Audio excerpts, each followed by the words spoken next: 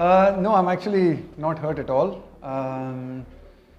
because I have a deep respect for Ridhiman Saha and his achievements and his contribution to Indian cricket. My conversation with him actually came from that place, for my respect for him. I just felt, and I think he deserved honesty and he deserved clarity. And I didn't want him to hear about it, from the media. These are conversations that I constantly have with players. I'm not hurt about it at all because I don't expect, honestly, I don't expect players to always like the messages or to agree with everything that I have to say about them. That's not how it works. When you have difficult conversations with people, and sometimes you have to have them with players, you don't expect them to always agree with you or like with you, but that doesn't mean you brush it under the carpet and don't have the conversations, right? I truly believe in having those conversations before every playing 11 is picked. Even now, either me or Rohit will speak to the guys who are not playing and be open to answer questions as to why they're not playing and what are the reasons of a particular 11 that we might play. We have only 3 test matches this year,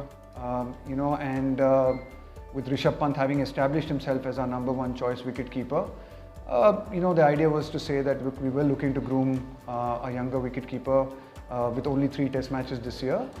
Yeah, I think he's had a really good series. He's had a really good series for us. After he played the 3 T20s against New Zealand, it was really, we can sort of see his potential. We gave him a lot of clarity as to the kind of role that we have for him. I know he plays a slightly different role for his IPL franchise up here in Calcutta, but we were very clear with him as to what is the kind of role that we see him filling in our situation, because obviously our top 3, there isn't really a spot, because the guys are established and we've got some pretty guys who've been performing very well in the top 3. So we challenged him, we gave him that thing, the role to be able to bat in that position, and every time he's come back, when he's had the break, he's improved, he's got better, his performances have got better, and that's really pleasing. That's what you want to see, how people improve, how they get better, how they respond to those challenges.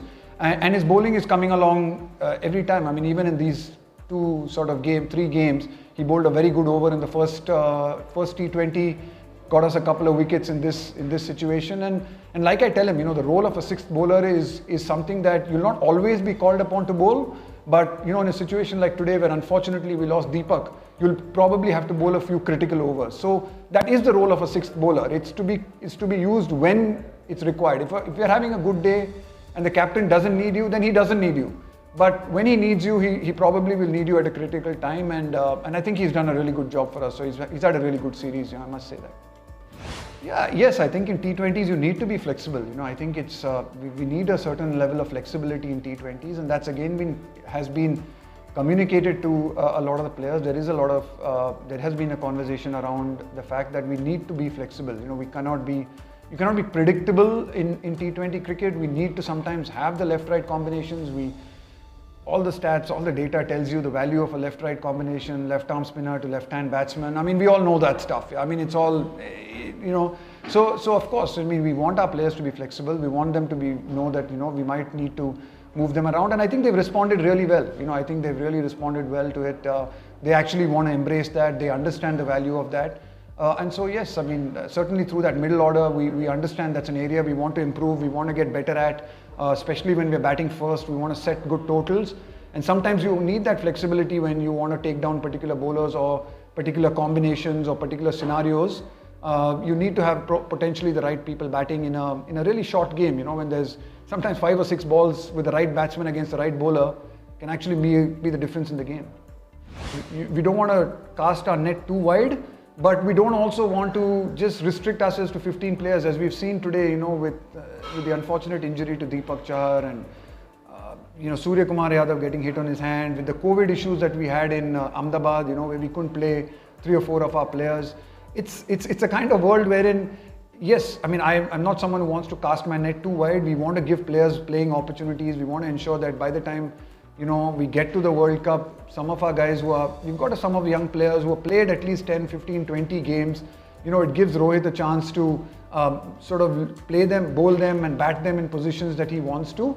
But it also has to be balanced around with the fact that, if we need to have a few backups for people if injuries happen, and they can happen, especially in times that we're living in now with bubbles and with quarantines, we are seeing injuries. So I don't think there's a set formula to it, but we are, in my mind, and I think I answered this the last time as well, we're pretty clear about the kind of balance and the combination we want.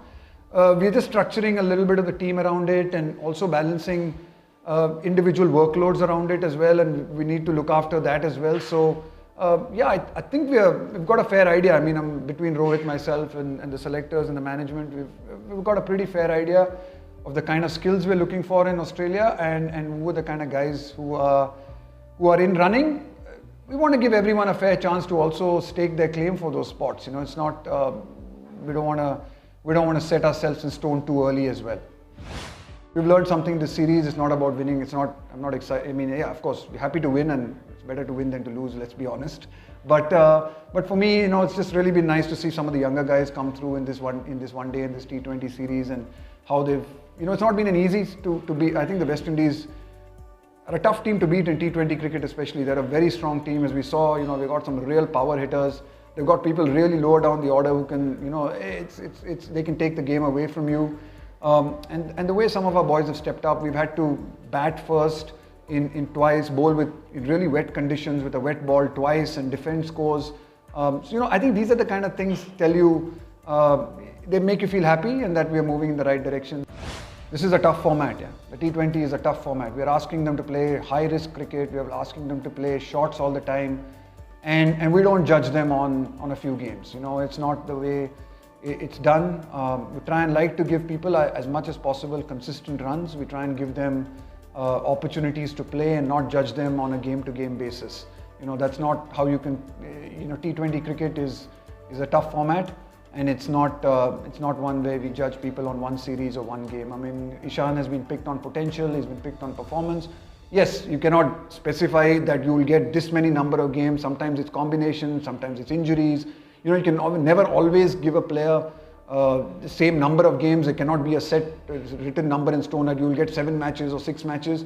But I think we like to believe that. And try and hopefully give the players the confidence in the group, who are in and around the group and the squad, that they're not going to be judged on one game. Whether it's a Rituraj Gaikwad today or it's an Avesh Khan, we're not judging them on one game.